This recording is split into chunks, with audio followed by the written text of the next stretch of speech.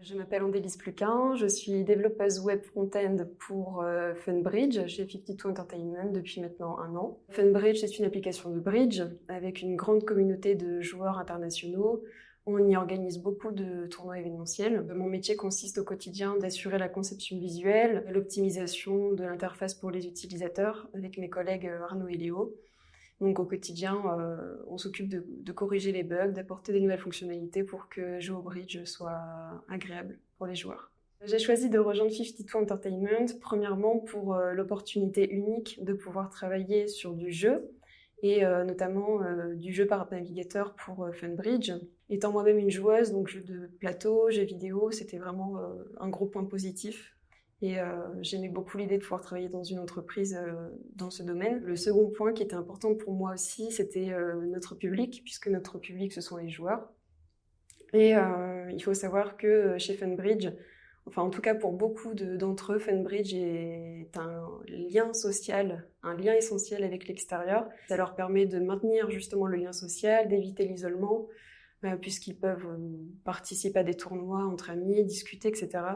Donc pour moi, j'ai beaucoup aimé ce côté humain justement de pouvoir travailler en direct avec les joueurs. 52 Entertainment œuvre beaucoup pour la biodiversité, la protection de l'environnement. Pour moi, ce sont vraiment des valeurs qui sont importantes à mes yeux.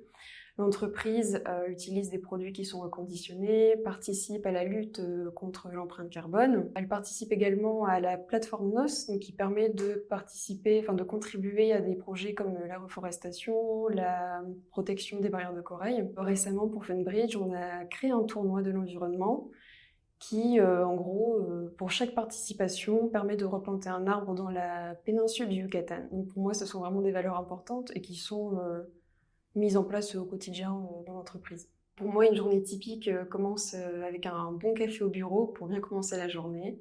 Et ensuite, je suis amenée quotidiennement à soit corriger des bugs qui nous sont remontés, soit implémenter des nouvelles fonctionnalités.